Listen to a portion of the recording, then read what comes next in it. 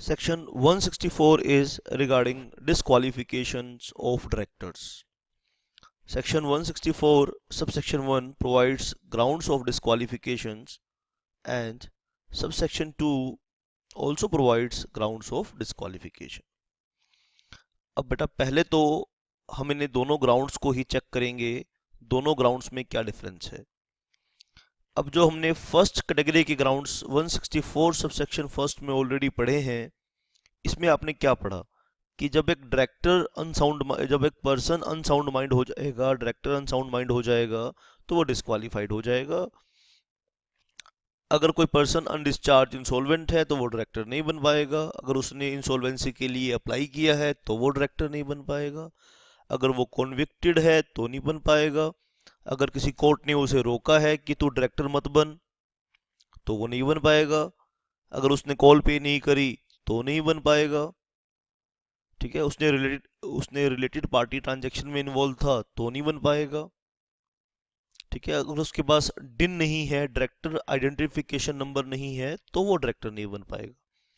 आपने ये सभी ग्राउंड्स, नंबर 1 कैटेगरी के ग्राउंड्स जो 164 जो आपने बेटा पढ़े सेक्शन 164 सब सेक्शन 1 में, ये जो ग्राउंड्स पढ़े ना आपने 164 सब सेक्शन फर्स्ट के ग्राउंड्स और 164 सब सेक्शन 2 के ग्राउंड से किस तरह से अलग हैं।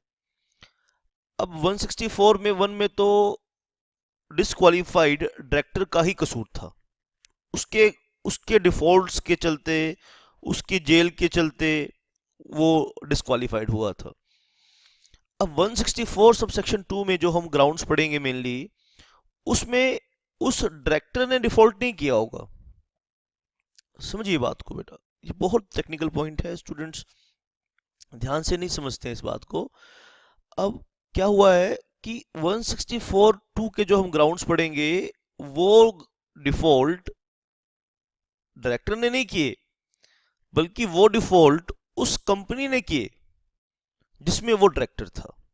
आइए, बहुत इंटरेस्टिंग है ये पॉइंट। चलिए पहले हम 164 2 को समझा दें, लेकिन इसमें मैं आपको पहले बता रहा हूं कि सब सेक्शन 2 के जो ग्राउंड्स हैं वो कंपनी के डिफॉल्ट्स हैं। तो सवाल उठता है, भाई डिफॉल्ट कंपनी ने किया, डिस्क्वालीफाई हम डायरेक्टर को कर रहे हैं। भाई वो इसीलिए क्योंकि कंपनी का कंट्रोल डायरेक्टर के हाथ में होता है। अगर कंपनी ने डिफॉल्ट किया है, इसका सीधा सा मतलब ये है, कंपनी तो आर्टिफिशियल पर्सन थी ना, कंपनी तो अपने काम खुद से कर नहीं सकती। तो कंपनी का काम किसी ने किया होगा, कंपनी का काम किया होगा डायरेक्टर ने। डिफॉल्ट कंपनी ने किया है, लेकिन कसूर किसका होना चाहिए, यहां पर कसूर होना चाहिए डायरेक्टर्स का। तो आइए हम इस चीज को समझें।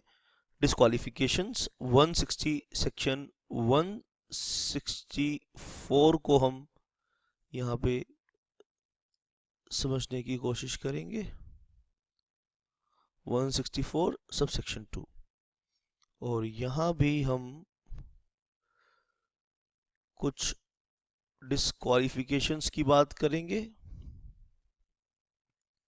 जैसे 164 सब सेक्शन 1 में हमने डिस्क्वालिफिकेशन की बात करी, और यहां भी हम कुछ डिफॉल्ट करेंगे, कुछ डिस्क्वालिफिकेशंस की बात करेंगे। तो डिफॉल्ट बाय कंपनी आप ध्यान से नोट करेंगे, default by company, default company ने किया है और डिस्क्वालीफाई उसके डायरेक्टर्स होंगे। कहने का मतलब ये है,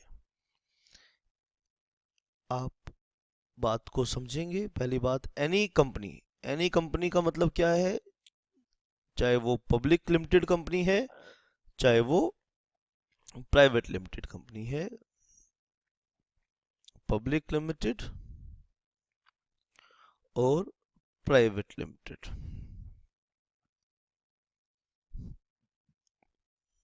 ठीक है,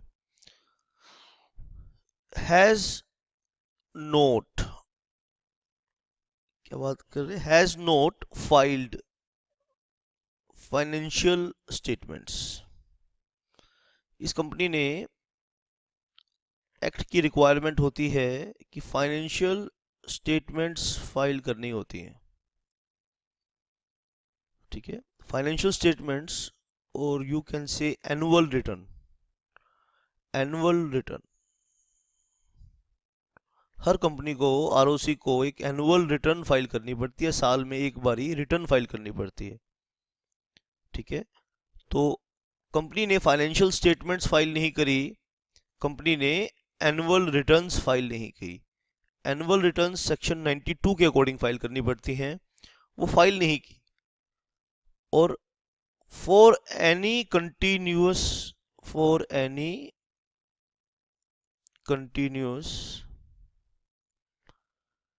3 फाइनेंशियल ईयर्स, 3 साल लगातार कंपनी अगर अपने एनुअल रिटर्न्स 3 फाइनेंशियल ईयर्स, ठीक है, और फेल्ड टू, ठीक है, और हम बात करेंगे बेटा, और इसे एक अलग पॉइंट बना लेते हैं। और एक तो इसे हम नाम दे देते हैं एक पॉइंट, और एक दूसरा पॉइंट, एक और डिफॉल्ट।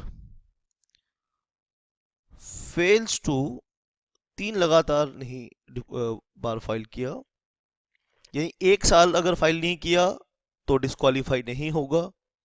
मान लीजिए यहाँ पर मैं आपको समझाऊं बेटा बात, ठीक है। 2014 का फाइल नहीं किया, डायरेक्टर डिस्क्वालीफाई नहीं होगा। 2015 का एनुअल रिटर्न फाइल नहीं किया तो भी डायरेक्टर डिस्क्वालीफाई नहीं होगा। 3 साल लगातार, यानी 1, फिर 2 और फिर 3, लगातार 3 साल फाइल नहीं किया, फिर डायरेक्टर डिस्क्वालीफाई होगा।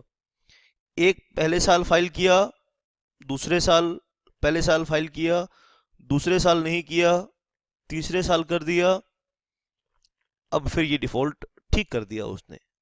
यानी 3 लगातार, ध्यान रखना बेटा बात, 3 लगातार साल उसने अगर एनुअल रिटर्न फाइल नहीं किया, कंपनी ने एनुअल रिटर्न फाइल नहीं किया, तो उसका डायरेक्टर, उसके जो भी डायरेक्टर होंगे वो सब डिस्क्वालीफाई हो जाएंगे।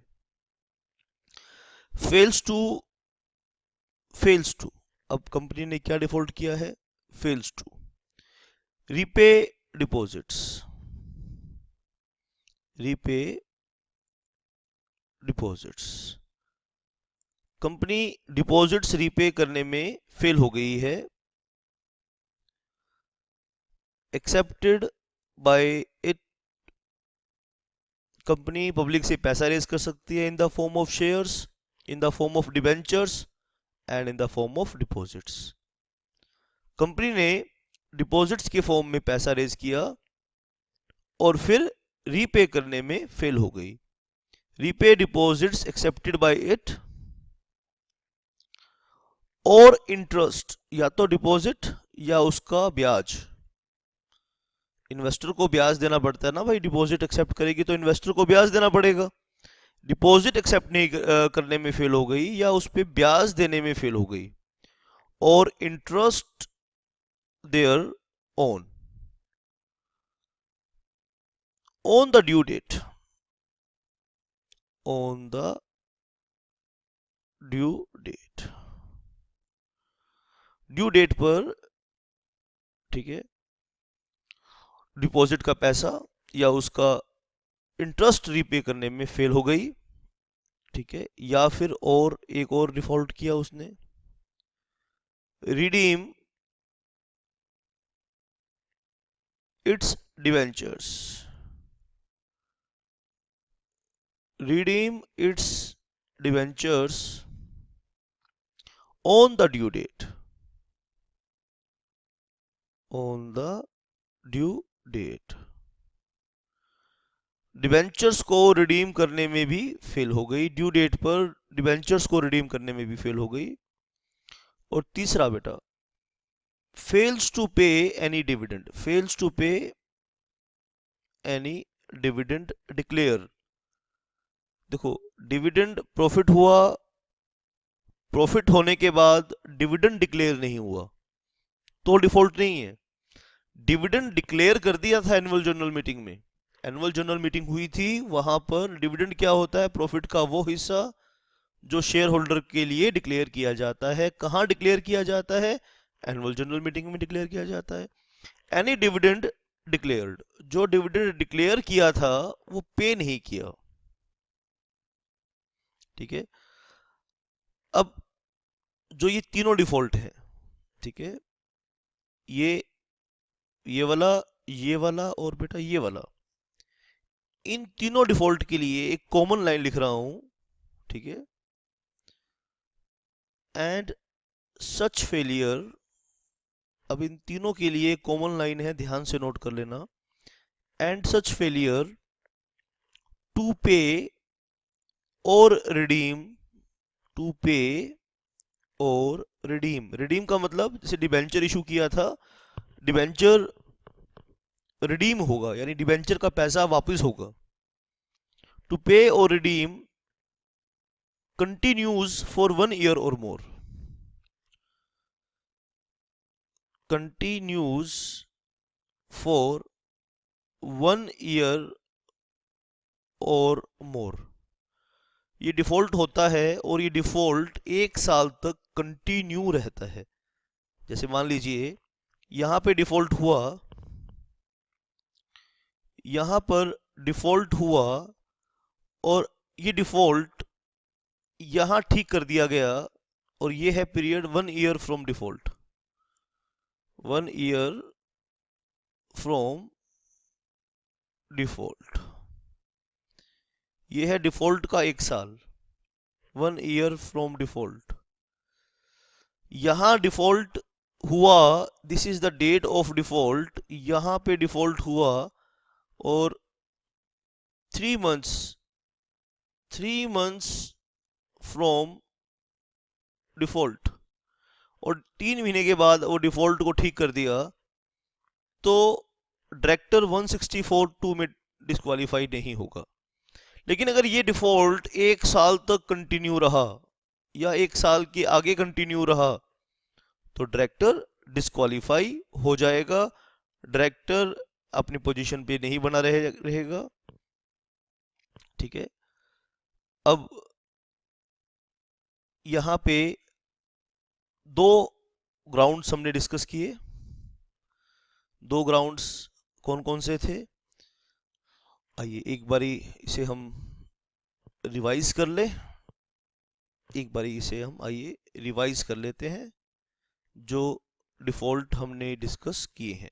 सेक्शन 164 सब सेक्शन 2 की डिस्क्वालिफिकेशंस पढ़ रहे हैं।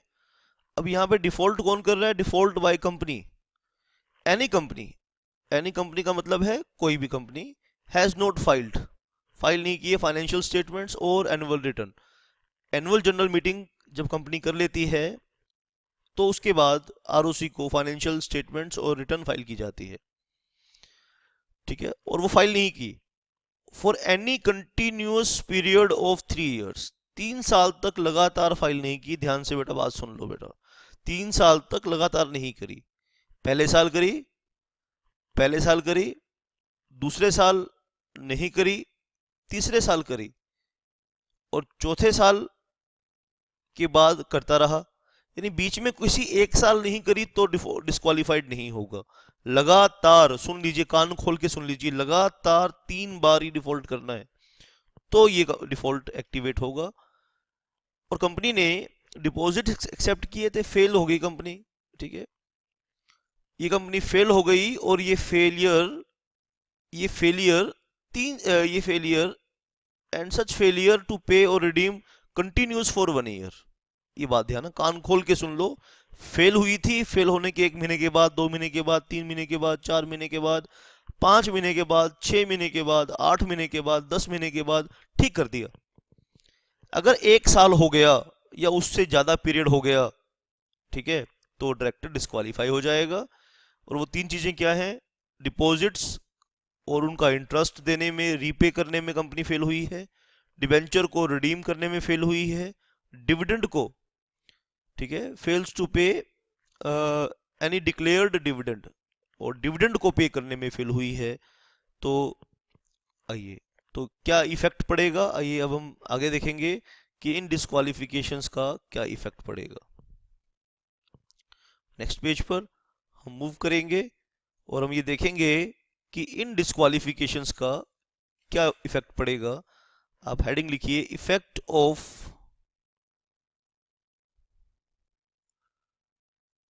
अबव डिस्क्वालिफिकेशंस।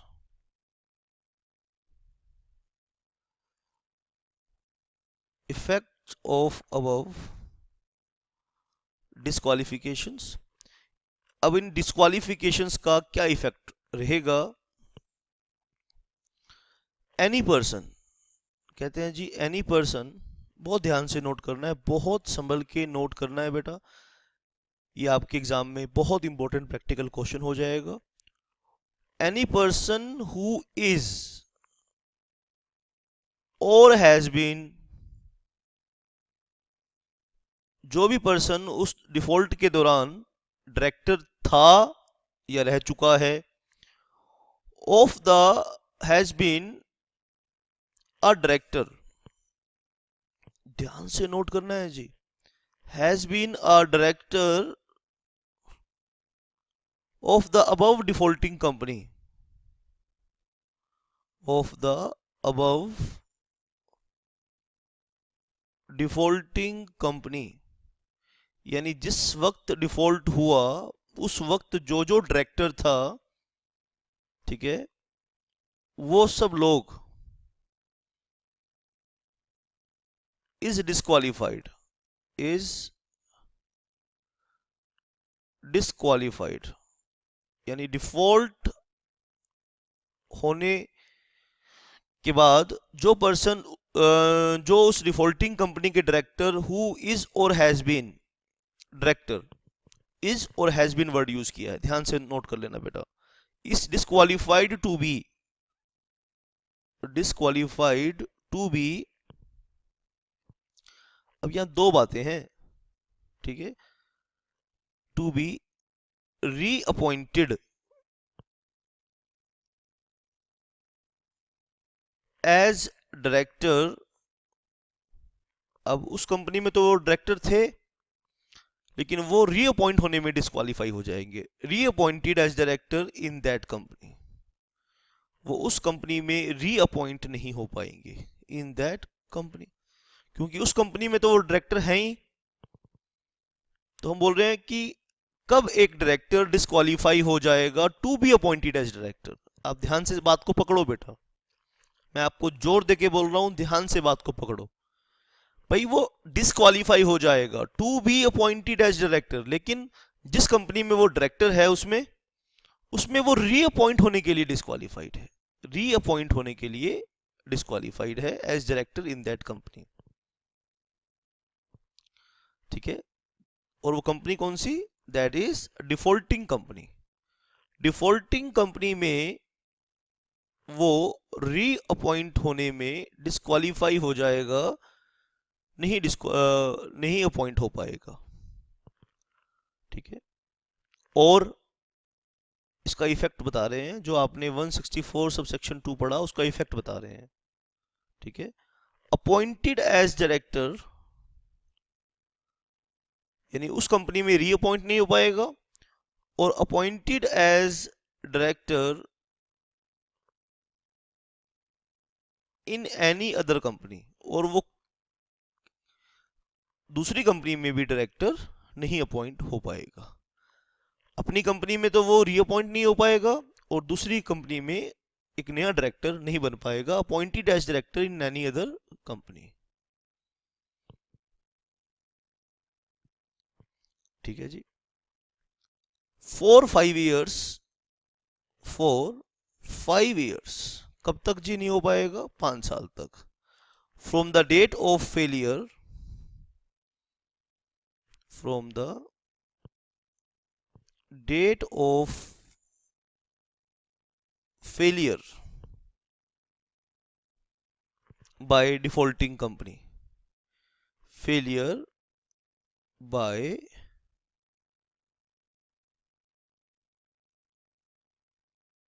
Defaulting company. 5 साल तक फॉर 5 years वो defaulting company by defaulting company, यानी जब कंपनी का डिफॉल्ट हुआ तो उसके 5 साल तक, ठीक है, यानी डेट ऑफ डिफॉल्ट के बाद 5 साल, ठीक है, ध्यान से सुन लो, डेट ऑफ डिफॉल्ट के बाद, डेट ऑफ डिफॉल्ट के 5 साल तक, 5 years तक वो उस कंपनी में रीअपॉइंट नहीं हो पाएगा और दूसरी कंपनी में भी डायरेक्टर नहीं अपॉइंट हो पाएगा। ये हमने डिस्क्वालिफिकेशन के ग्राउंड्स देखे 164 सबसेक्शन 2 के। आइए बेटा, और ठीक है बेटा, इसलिए डिस्क्वालिफिकेशंस पर सेंट्रल गवर्नमेंट ने रूल्स भी बनाए हैं और वो सभी कंपनीज पर एप्लीकेबल हो जाते हैं। अब हमने 2 ग्राउंड्स पढ़े, एक ग्राउंड था 164 सबसेक्शन फर्स्ट का और दूसरा ग्राउंड था 164 सबसेक्शन 2 का। फर्स्ट में हमने पढ़ा कि कसूर डायरेक्टर का था और सेकंड में पढ़ा कसूर डायरेक्टर का डायरेक्टली नहीं था, कसूर कंपनी का था, लेकिन हमने डिस्क्वालीफाई डायरेक्टर को कर दिया। अब क्या सवाल एक मन में स्टूडेंट के ये उठता है कि क्या सर सभी ग्राउंड्स 164 में दिए हैं? नहीं, एक्ट की, अगर हम पूरे एक्ट की एग्जॉस्टिव इंटरप्रिटेशन देखें तो कई और भी ऐसे जगह हैं जहां पे डायरेक्टर को डिस्क्वालीफाई कर दिया जाता है, कई ऐसे कारण हैं। तो अदर ग्राउंड्स अब हम करेंगे बेटा, अदर ग्राउंड्स जो हो सकता है कि 164 में नहीं दिए हैं। आइए उन अदर ग्राउंड्स को भी हम देख लें। तो पहली बात, फर्स्ट इसमें हम पढ़ेंगे, आइए एक एक करके नोट कर लेते हैं। अ प्राइवेट कंपनी की बात कर रहे हैं। अ प्राइवेट कंपनी में इम्पोज, में वर्ड यूज किया, यानी उसकी बस मर्जी है, उसका ऑप्शन है। में इम्पोज, अ प्राइवेट कंपनी में impose other additional grounds. Additional मतलब ये जो आपने 164 सबसेक्शन 1 देखा, ये जो आपने 164 सबसेक्शन 2 देखा, इसके एडिशन में एडिशनल ग्राउंड्स, इसके एडिशन में और भी ग्राउंड्स बता सकती है for disqualification, for disqualifications of directors. आप नोट कर लीजिए, इस पॉइंट पे क्वेश्चन एग्जाम में आया है। और दूसरी बात, only individuals could be appointed as director. Only individuals, individuals कौन होते हैं? इंडिविजुअल्स मतलब natural person could be appointed as director, यानी एक फर्म किसी दूसरी कंपनी में डायरेक्टर नहीं बन सकती। फर्म क्या है? Association of person. Only individuals could be appointed as director. आइए इस चीज का एनालिसिस करते हैं। यानी एक फर्म किसी दूसरी कंपनी के डायरेक्टर नहीं बन सकती, एक बॉडी कॉरपोरेट किसी कंपनी की डायरेक्टर नहीं बन सकती, यानी एक कंपनी दूसरी कंपनी की डायरेक्टर नहीं बन सकती। सुन लीजिए बात ध्यान से, कोई भी एसोसिएशन ऑफ पर्सन, यानी डायरेक्टर कौन बन सकता है? बेसिक पॉइंट क्या है कि नेचुरल पर्सन डायरेक्टर बन सकता है, ठीक है। एक कंपनी दूसरी कंपनी की डायरेक्टर नहीं बन पाएगी। क्यों नहीं बन पाएगी? क्योंकि सिर्फ इंडिविजुअल ही डायरेक्टर बन सकते हैं। Minors can not be appointed as directors. अब हम क्योंकि डायरेक्टर एक कॉन्ट्रैक्ट होता है और माइनर के पास डिस्क्वालिफिकेशन होती है, minors can not be appointed as director. तो हम 164 के साथ ये अभी और भी बातें पढ़ रहे हैं। Can not be appointed as a director. Minor person director नहीं बन पाएगा of a company. Minor person director नहीं बन पाएगा। क्यों नहीं बन पाएगा? Minors minors are not competent to enter into contracts, competent to enter into contracts।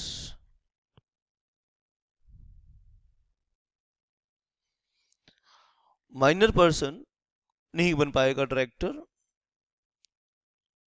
शाबाश बेटा। और सीलिंग लिमिट हम पढ़ेंगे, और एक और ग्राउंड है, ठीक है, सेक्शन 165 का ये ग्राउंड है। A person can not be appointed, यानी अगर वो मैक्सिमम कंपनीज में जो डायरेक्टर बन सकता है और वो ऑलरेडी मैक्सिमम कंपनी में डायरेक्टर बना हुआ है, तो वो नई कंपनी में डिस्क्वालीफाइड है। A person can not hold, fourth point के ऊपर आने वाले सेशन में डिटेल में चर्चा करेंगे। जो अगला सेशन होगा वो इसी पॉइंट पर होगा। A person can not hold directorship, a person can not hold directorship in more than 20 companies। तो अगर एक पर्सन ऑलरेडी 20 कंपनी में डायरेक्टर है तो वो 21वीं कंपनी के लिए डिस्क्वालीफाई है। चलिए आइए, ये हमने डिस्क्वालिफिकेशन के अदर ग्राउंड्स देखे। हमने ग्राउंड्स देखे 164 सबसेक्शन फर्स्ट के ग्राउंड्स, हमने देखे 164 2 के ग्राउंड्स, और हमने ये देखे सम एडिशनल ग्राउंड्स। ठीक है, अब हम इसकी और भी गहराई में जाएंगे। अब एक पर्सन डिस्क्वालीफाई हो चुका है तो अथॉरिटीज को कैसे पता चलेगा कि कोई डायरेक्टर डिस्क्वालीफाई है? ठीक है, अब यहाँ बात एक समझने की है कि आरओसी को कैसे पता चलेगा, रजिस्ट्रार ऑफ कंपनी को कैसे पता चलेगा कि कोई डायरेक्टर डिस्क्वालीफाई है। कैसे इस चीज को हम प्रैक्टिकल लाइफ में पॉसिबल बनाएंगे, क्योंकि लाखों कंपनीज हैं, लाखों कंपनीज में ये कैसे हम चेक करेंगे कि उनके डायरेक्टर सेक्शन 164(1)(2) या किसी एडिशनल ग्राउंड के अंदर डिस्क्वालीफाई हैं या नहीं। आइए, इसका बड़ा सिस्टमेटिक तरीका बनाया है इन लोगों ने, हम उन्हें समझते हैं। आइए बेटा, duties with respect to duties with respect to disqualification। जहां पे कोई डायरेक्टर डिस्क्वालिफिकेशन हो जाएगा, कहते हैं जी उसी की ड्यूटी बना दी लाने, ये उसकी ड्यूटी है। Duties with respect to disqualification of director. आइए सिस्टमेटिक तरीके से हम इन पॉइंट्स को नोट करेंगे। पहला पॉइंट, एवरी डायरेक्टर, कहते हैं जी every director shall inform the company. अगर कोई पर्सन डिस्क्वालीफाइड है तो वो कंपनी को इन्फॉर्म करेगा। शैल इन्फॉर्म टू द कंपनी, ये उसी की ड्यूटी है कि वो कंपनी को इन्फॉर्म करे। कौन सी कंपनी को इन्फॉर्म करेगा? कंसर्न्ड कंपनी को, भाई जहां वो डायरेक्टर बनाया जा रहा है, अबाउट हिज डिस्क्वालिफिकेशन। वो अपनी डिस्क्वालिफिकेशन को कंसर्न्ड कंपनी को बताएगा। Every director shall inform to the company concerned about his disqualification under section 164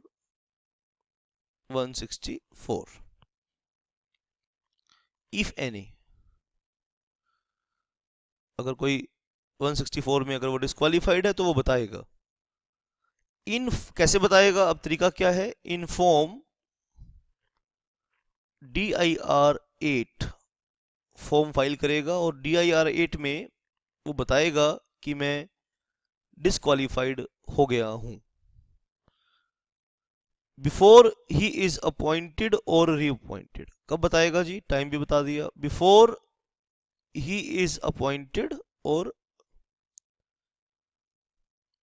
reappointed, यानी अगर वो दोबारा अपॉइंट हुआ है, रीअपॉइंटेड का मतलब एक बार ये अपॉइंट था, रिटायर हो गया, फिर दोबारा अपॉइंट हो रहा है।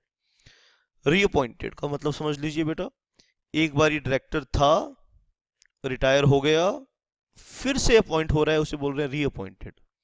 तो every director shall inform to the company concerned about his disqualifications under section 164 if any in form number dir 8 before he is appointed or is reappointed.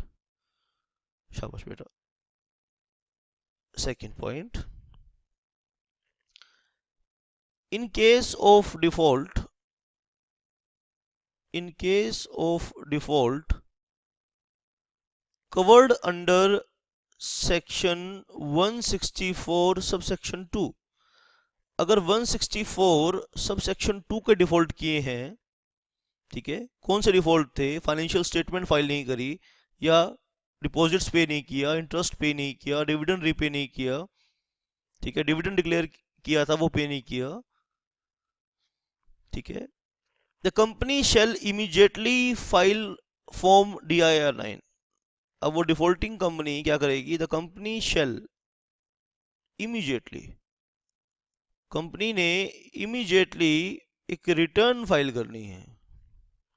In case of default covered under section 164 subsection 2, company shall immediately file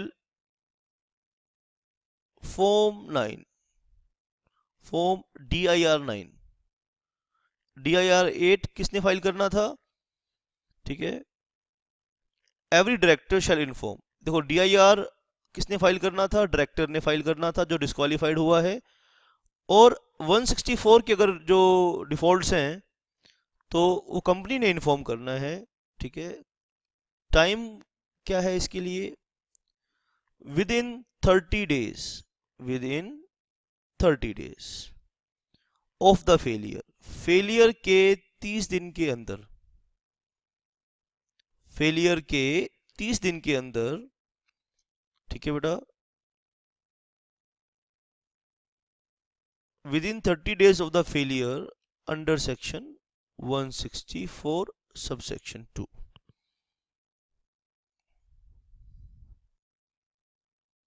ठीक है। और इसमें अगर default हुआ तो अगर ये नहीं किया तो रिस्पॉन्सिबल पर्सन को डिफॉल्टिंग मान लिया जाएगा, ठीक है। शाबाश बेटा।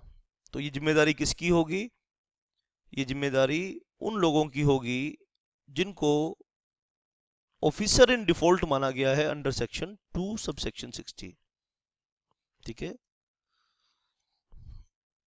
अब इस पॉइंट को भी लिखना चाहे तो यहां लिख सकते हैं, this is the obligations, this is the obligation, कौन फाइल करेगा, ऑब्लिगेशन ऑफ पर्संस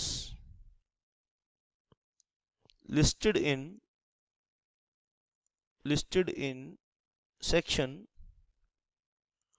2 subsection 60, ठीक है। वैसे बता दूं बेटा, कोई भी डिफॉल्ट होता है तो यही लोग रिस्पॉन्सिबल होते हैं इस चीज के लिए, जब तक एक्ट ने किसी पर्सन का स्पेसिफिकली नाम नहीं लिया, ठीक है। जहां कंपनी ने डिफॉल्ट किया और पर्सन का नाम नहीं लिखा कि ये बंदा रिस्पॉन्सिबल है, तो सेक्शन 2 सबसेक्शन 60 में जो लोग इन्वॉल्व हैं, जिनका नाम लिखा हुआ है, वो लोग डिफॉल्टिंग मान लिए जाते हैं। पेनल्टी वगैरह लगेगी तो इन लोगों पे लगेगी। तीसरी बात है public inspection. Upon receipt of forms, on receipt of form जो कंपनी ने फाइल किया है, the ROC on receipt of form, यानी जो कंपनी ने ये फाइल किया था form number FIR, form number DIR 9, जो DIR 9 फॉर्म फाइल किया था, तो ROC शेल, ROC की ड्यूटी लगा दी यहाँ पे, शेल इमीडिएटली, कहता है जी इमीडिएटली, मिलते ही, ROC shall immediately register the document, उस डॉक्यूमेंट को रजिस्टर करेगा,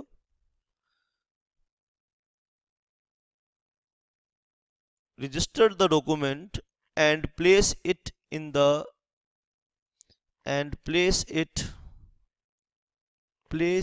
for public inspection, place it for public inspection, public के इंस्पेक्शन के लिए उसे प्लेस कर देगा फॉर पब्लिक इंस्पेक्शन। और नंबर 4 हम पढ़ेंगे, शाबाश।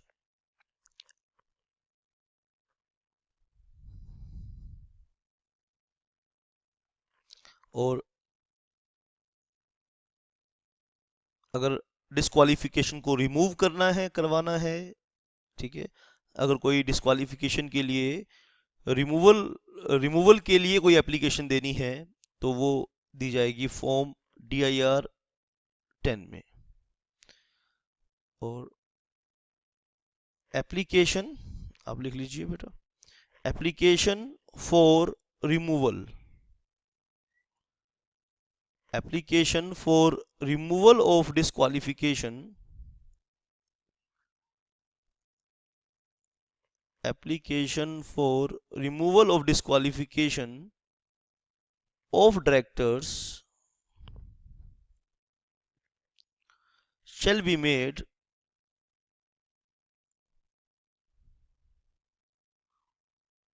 in form DIR 10, form DIR 10 में एप्लीकेशन दी जाएगी फॉर रिमूवल ऑफ डिस्क्वालिफिकेशन। अब यहाँ पे एक इम्पोर्टेंट नोट लिख लेंगे, एग्जामिनेशन पॉइंट ऑफ व्यू से बहुत इम्पोर्टेंट है, और CA के एग्जाम में ये जो इम्पोर्टेंट नोट है ये बहुत पूछा जाता है, एग्जाम में बहुत इम्पोर्टेंट है, CA के एग्जाम के लिए तो बहुत इम्पोर्टेंट है। ये auditors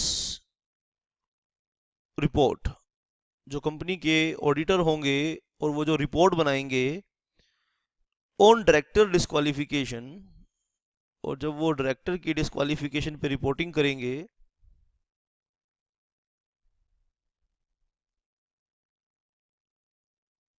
on director disqualification under section 143 sub section 3 close F, ठीक है, जो रिपोर्ट बनेगी under section 433 sub section 3 close F,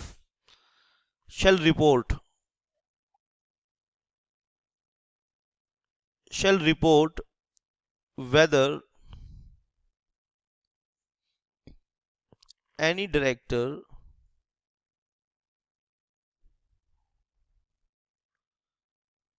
is disqualified, when any director is disqualified from being appointed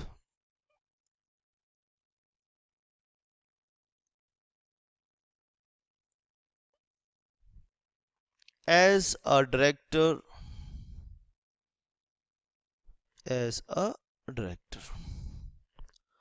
under section 164। तो ऑडिटर रिपोर्ट इस बात पे अपने स्पष्ट करेगा ऑडिटर कि क्या कि कोई डायरेक्टर डिस्क्वालिफाइड तो नहीं था। Shall report whether any director is disqualified from being appointed as a director, वो रिपोर्ट देगा कि क्या कोई डायरेक्टर डिस्क्वालिफाइड तो नहीं था डायरेक्टर बनने के लिए। ऑडिटर अपनी इस रिपोर्ट में मेंशन करेगा, जो report 143 sub section 3 close F में बनाएगा, उसमें ये बताएगा, उसमें ये जाहिर करेगा कि डायरेक्टर डिस्क्वालिफाइड, कोई डिस्क्वालिफाइड पर्सन डायरेक्टर तो नहीं बन गया कंपनी का। ये ऑडिटर की रिस्पॉन्सिबिलिटी होगी। तो 164, आइए एक बारी इस पूरे हम सेक्शन को रिवाइज करेंगे। आइए, शाबाश, रिवीजन करना देखो बहुत जरूरी है। 164 डिस्क्वालिफिकेशन ऑफ डायरेक्टर्स का, इससे बाहर क्वेश्चन नहीं आ सकता। अगर मैं आने वाले 15-20 मिनट में पूरा सेक्शन रिवाइज करवाऊंगा। इससे बाहर देखो नहीं आ सकता, इससे बाहर नहीं आएगा क्वेश्चन कोई भी। आप ध्यान से इसे नोट कर लीजिए। देखिए सब सेक्शन फर्स्ट है और मैं रेड इंक का यूज करूंगा रिवाइज करवाने में। सब सेक्शन फर्स्ट है, सब सेक्शन 2 है। क्या बताते हैं जी? ग्राउंड्स ऑफ डिस्क्वालिफिकेशन बताते हैं। ठीक है जी, ये बात समझ में आई। पहले हम 164 सब सेक्शन फर्स्ट के ग्राउंड्स पढ़ेंगे। कहता है जी a person shall note, shall word use किया, एलिजिबल नहीं होगा for appointment as a director of a company. अगर ये पर्सन इन इन डिस्क्वालिफिकेशंस से पीड़ित है तो वो अपॉइंटेड नहीं होगा। पहला कहता है जी क्यों? क्योंकि अनसाउंड माइंड है। अनसाउंड माइंड है तो वो डिस्क्वालिफाइड होगा, कॉन्ट्रैक्ट नहीं कर पाएगा। ठीक है। और वो अनसाउंड माइंड कैसा होना चाहिए? कब मानेंगे अनसाउंड माइंड? जब उसकी ये स्टैंड किसी कोर्ट ने डिक्लेयर किया हुआ है, declared by a competent court. क्योंकि अनसाउंड माइंड पर्सन कॉन्ट्रैक्ट नहीं कर सकता तो उसे डिस्क्वालीफाई माना जाता है। He is undischarged insolvent. Undischarged insolvent भी डिस्क्वालीफाई होता है भाई, और जिस पर्सन ने इंसॉल्वेंसी के लिए अप्लाई किया है वो भी डिस्क्वालीफाई होता है। इसके बाद हमने देखा पॉइंट बेटा, ही हैज बीन कॉन्विक्टेड, उसे जेल हो चुकी है by a court for any offence whether involving moral turpitude, चाहे वो मोरल टर्पिट्यूड का ऑफेंस हो या मोरल टर्पिट्यूड का ऑफेंस नहीं हो। अगर उसे जेल हुई है, और उसे जेल कितना हुई है? मिनिमम 6 मंथ्स की, नॉट लेस देन 6 मंथ्स की बात है। कम से कम 6 महीने की उसे जेल हुई है, और 5 साल का पीरियड जेल खत्म होने के बाद, ठीक है, has not elapsed from the date of expiry word use किया गया है बेटा। ठीक है, एक्सपायरी के 5 साल तक वो डायरेक्टर नहीं बन सकता। ठीक है, लेकिन यहाँ इंपॉर्टेंट नोट है, if a person has been so convicted of any offence and sentenced to imprisonment for a period of 7 years और more, he shall not be eligible to be appointed as a director in any company. ठीक है, अगर 7 साल की सजा हो गई है फिर तो वो कभी भी डायरेक्टर नहीं बन पाएगा, किसी भी कंपनी में कभी भी डायरेक्टर नहीं बन पाएगा। चलिए जी, इसी चीज को यहाँ समझाया बेटा। यहाँ पे नॉट लेस देन 6 मंथ्स की क्या मतलब है? देखो डेट ऑफ सेंटेंस थी ये, डेट ऑफ सेंटेंस के यहाँ पे एक्सपायरी हो रही है, डेट ऑफ सेंटेंस की एक्सपायरी यहाँ तक हो रही है। अगले 5 साल तक वो डायरेक्टर नहीं बन पाएगा, नेक्स्ट 5 years तक वो डायरेक्टर नहीं बन पाएगा। Date on which 5 years elapse from the expiry of imprisonment, और यहाँ 5 साल खत्म हो रहे हैं। तो जी पीरियड ऑफ डिस्क्वालिफिकेशन देखो यहाँ समझाया है मैंने आपको, ध्यान से आप नोट कीजिए, पीरियड ऑफ डिस्क्वालिफिकेशन। और अगर ये नॉट लेस देन 6 मंथ्स नहीं होना चाहिए, यानी 6 मंथ्स और मोर होना चाहिए। अगर ये मोर 7 साल हो गया तो फिर तो वो डायरेक्टर बन ही नहीं पाएगा कभी। ई an order of disqualifying him appointment as a director has been passed by court, किसी कोर्ट ने या किसी ट्रिब्यूनल या स्पेशल कोर्ट ने कहा है कि वो डायरेक्टर नहीं बनना चाहिए, तो वो डिस्क्वालीफाइड रहेगा। उसने अपनी कॉल पे नहीं करी और 6 महीने तक उस डिफॉल्ट को कंटिन्यू रखा। कॉल पे नहीं करी, कॉल पे ना करने के बाद 6 महीने तक उस डिफॉल्ट को कंटिन्यू रखा, तो वो डिस्क्वालीफाइड हो जाएगा, चाहे वो सारे शेयर्स उसने अकेले के हों या उसके पास ज्वाइंटली हों विद अदर्स। ठीक है, 6 महीने तक वो डिफॉल्ट कंटिन्यू रहा तो वो डायरेक्टर डिस्क्वालीफाई हो जाएगा। ठीक है, he has been convicted of any offence dealing with related party transaction, उसने एक ऐसा ऑफेंस किया है जो सेक्शन 188 में रिलेटेड पार्टी ट्रांजैक्शन के लिए है, at any time during proceeding 5 years, पिछले 5 साल में उसने ये डिफॉल्ट किया है रिलेटेड पार्टी ट्रांजैक्शन का, यानी ठीक है अपॉइंटमेंट के पिछले 5 साल के अंदर अगर उसने डिफॉल्ट किया है तो वो डिस्क्वालीफाई हो जाएगा। ठीक है, उसके पास डायरेक्टर आइडेंटिफिकेशन नंबर नहीं है, डिन नहीं है, इसलिए वो डिस्क्वालीफाइड हो जाएगा। डिस्क्वालिफिकेशन, ठीक है, जो भी डिस्क्वालिफिकेशंस हैं इन closes 164 1D EG shall not take effect, ठीक है, shall not take effect for 30 days from the date of conviction or order of disqualification।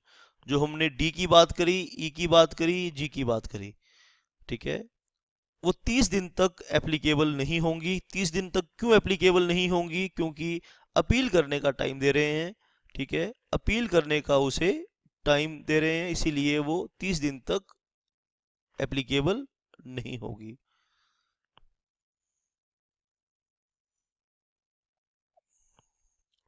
शाबाश बेटा। और इसके बाद हमने पढ़ा वेयर एन अपील और petition is preferred with in 30 days, और 30 दिन के अंदर अपील हो गई, as disposed as aforesaid against the conviction relating in order until the expiry of 7 days from the date while such appeal or petition is disposed of। ठीक है, 30 दिन से पहले उसने अपील कर दी, तो अपील के 7 दिन, अपील के ऊपर जब डिसीजन आएगा तो डिसीजन आने के 7 दिन तक वो इफेक्टिव नहीं रहेगी। यानी वो डिस्क्वालिफिकेशन कब इफेक्टिव होगी? देखो ध्यान से आपने बेटा बात को सुननी है, ध्यान से आपने बात को समझना है। आइए मैं एक बारी उस पिछले पेज पर वापस जाता हूं। बोलते जी 1 डी ई और जी की जो डिस्क्वालिफिकेशन है, जी में रिलेटेड पार्टी ट्रांजैक्शन थी, ई में कोर्ट ने उसे डिस्क्वालीफाई किया था, और डी में वो कॉन्विक्ट हुआ था, वो 30 दिन तक इफेक्टिव नहीं होगी। यहाँ बात रुक कर समझने की है। 30 दिन क्यों दिए हैं जी यहाँ पे? क्योंकि वो अपील कर सकता है हायर कोर्ट में, हायर अथॉरिटी के पास वो अपील कर सकता है। अगर 30 दिन बीत गए और उसने अपील नहीं करी तो वो डिस्क्वालीफाई हो जाएगा। और 30 दिन से पहले उसने अपील कर दी, 30 दिन से पहले उसने अपील कर दी, तो अपील आने तक, जब तक अपील नहीं आ जाती, वो डिस्क्वालीफाई नहीं माना जाएगा। ठीक है, अपील आने के 7 दिन तक भी वो डिस्क्वालीफाई नहीं माना जाएगा। अब दोबारा से 7 दिन क्यों दे रहे हैं जी? हो सकता है कि वो सेकंड अपील करे, सेकंड अपील करने का उसे राइट दे रहे हैं। Whether any further appeal or petition is preferred against the order within 7 days, अगर उन 7 दिनों के अंदर उसने फिर से अपील कर दी है, सेकंड अपील कर दी है, तो until such further appeal or petition is disposed of, तो जब तक उसकी वो अपील डिस्पोज ऑफ नहीं हो जाती, सेकंड अपील का जिस दिन डिसीजन आएगा, ठीक है, अगर वो डिसीजन उस डायरेक्टर के अगेंस्ट आया तो वो फिर डिस्क्वालीफाई, उस दिन वो डिस्क्वालीफाई हो जाएगा, उस दिन वो डिस्क्वालीफाई हो जाएगा। ठीक है जी, ये हमने पढ़ा बेटा। आइए इस सारी नॉलेज को हमने इस डायग्राम में उतार दिया है बेटा। जिसको अभी भी समझ में नहीं आया, 164 1D ई जी, पहली बात डेट ऑफ ऑर्डर आया जी, चाहे वो डी का हो, चाहे वो ई का हो, जी का हो, 30 दिन का टाइम दे दिया जी। देखो ये रेड में जो है वो 30 दिन का टाइम दिया डेट ऑफ अपील पर, ठीक है, और ये अपील करने के लिए 30 दिन का ये पीरियड दे दिया। यहाँ से लेकर यहाँ तक ये अपील करने का पीरियड है। तो ये अपील की उसने जी, और यहाँ पर date on which first appeal dispose of, यहाँ पे फर्स्ट अपील डिस्पोज ऑफ हुई, ठीक है, फिर उसे 7 दिन का टाइम दे दिया। देखो पर्पल कलर में देखो, ये 7 दिन का फिर टाइम दे दिया सेकंड अपील करने का, और उसने सेकंड अपील करी, ये देखो 7 days from the date of which appeal is, ठीक है बेटा, ये 7 दिन का ये टाइम दिया सेकंड अपील करने का, ये डेट ऑफ सेकंड अपील है, और ये date disposal of second appeal, यहाँ पे डिसीजन उसके अगेंस्ट आया तो वो डिस्क्वालीफाई हो जाएगा, अदरवाइज वो डिस्क्वालीफाई नहीं होगा। मैं आपसे चाहूँगा इस लेक्चर को बीच में से देखेंगे कभी समझ में नहीं आएगा, आप इस लेक्चर को पूरा देखें और कंप्लीट देखें, एक बारी नहीं, मैं चाहूँगा इस लेक्चर को आप 2 बारी देखें। शाबाश बेटा। तो ये पढ़ा हमने। अभी हमने पढ़ना है 164 सबसेक्शन 2 की डिस्क्वालिफिकेशन। यहाँ डिफॉल्ट कौन कर रहा है? यहाँ डिफॉल्ट एक कंपनी कर रही है, डायरेक्टर कोई डिफॉल्ट नहीं कर रहा, कंपनी डिफॉल्ट कर रही है। तो उसे डिस्क्वालीफाई क्यों कर रहे हैं? क्योंकि वो एक डिफॉल्टिंग कंपनी का डायरेक्टर था, उस कंपनी का कंट्रोल उस पर्सन के पास ही था। कहते हैं एनी कंपनी, चाहे वो पब्लिक लिमिटेड कंपनी है, चाहे वो प्राइवेट लिमिटेड कंपनी है, अगर उसने 3 साल लगातार अपने financial returns, financial statements, annual returns, ठीक है, आरओसी को फाइल नहीं किए, ठीक है, any company has not filed financial statement और annual returns for any continuous 3 years, ठीक है, विद आरओसी, लिख लीजिए यहाँ पे विद आरओसी। अगर नहीं फाइल किए तो 3 साल तक लगातार फाइल नहीं किए तो डिफॉल्ट हो जाएगा। डिपॉजिट्स पे ब्याज नहीं दे पाई, डिपॉजिट का पैसा वापस नहीं कर पाई, डिबेंचर को रिडीम नहीं कर पाई, डिविडेंड डिक्लेयर करके वापस पे नहीं कर पाई, और ये डिफॉल्ट 1 साल तक कंटिन्यू रहा, और ये डिफॉल्ट यहाँ डिफॉल्ट हुआ, 1 साल तक डिफॉल्ट कंटिन्यू रहा। अगर 1 साल से पहले कंपनी पे कर देती है फिर डायरेक्टर डिस्क्वालीफाई नहीं होता है। ध्यान से सुन लीजिए बात। शाबाश बेटा। अब हम पढ़ेंगे इफेक्ट ऑफ अबव डिस्क्वालिफिकेशन। 164 का में 2 ग्राउंड्स बताए, उन दोनों में से कोई हो जाएगा, उसका इफेक्ट क्या पड़ेगा। एनी पर्सन हु इज और हैज बीन डायरेक्टर, जो भी पर्सन डायरेक्टर है अभी या जो उस वक्त डिफॉल्ट के टाइम पर डायरेक्टर था, ठीक है, above defaulting company is disqualified to be reappointed as director in that company. ठीक है, रीअपॉइंट नहीं हो पाएगा, पहली बात सुन लो, रीअपॉइंट नहीं पाएगा उस कंपनी में, और दूसरी कंपनी में अपॉइंट नहीं हो पाएगा। कब तक? 5 साल तक। ठीक है जी, कब तक नहीं हो पाएगा जी? 5 साल तक नहीं हो पाएगा। अब सवाल उठता है कि जी ये सारे ग्राउंड्स खत्म हो गए आपके? नहीं जी, सारे ग्राउंड्स हमारे खत्म नहीं हुए, हम कुछ और भी इसमें मिक्स करेंगे। अगर कोई प्राइवेट कंपनी है, अपने आर्टिकल्स ऑफ एसोसिएशन में वो एडिशनल ग्राउंड्स प्रोवाइड करा सकती है। A private company may impose other additional grounds for disqualification of directors in articles of association. Note कर लीजिए, in articles of association. Articles of association के जरिए वो अदर ग्राउंड्स भी बता सकते हैं। कहते हैं जी इंडिविजुअल डायरेक्टर सिर्फ बन सकता है, एक फर्म कंपनी की डायरेक्टर नहीं बन सकती। एक कंपनी दूसरी कंपनी की डायरेक्टर नहीं बन सकती। इंडिविजुअल पर्सन ही डायरेक्टर बन सकता है, माइनर डायरेक्टर नहीं बन सकता जी, डिस्क्वालिफिकेशन है। और जिस पर्सन के पास ऑलरेडी 20 कंपनी की डायरेक्टरशिप है तो वो डायरेक्टर नहीं बन सकता है। अब जो पर्सन डायरेक्टर नहीं बन सकता, डिस्क्वालीफाइड हो गया, तो सिस्टम को कैसे पता चलेगा कि कोई पर्सन डिस्क्वालीफाइड है? तो duties with respect to disqualification of directors, क्या ड्यूटीज हैं? पहले कहता है जी फॉर्म नंबर DIR फाइल करना पड़ेगा, कंपनी के पास फाइल करेगा concern about his disqualification under section 164। ठीक है बेटा, बिफोर ही इज अपॉइंटेड और रीअपॉइंटेड, कि वो डिस्क्वालीफाइड नहीं है। In case of default covered under section 164 subsection 2, company shall immediately file form DIR 9 within 30 days of the failure under section 164 subsection 2। ठीक है, कंपनी डायरेक्टर कंपनी को intimate करेगा, company ROC को इंटीमेट करेगा। ठीक है बेटा, और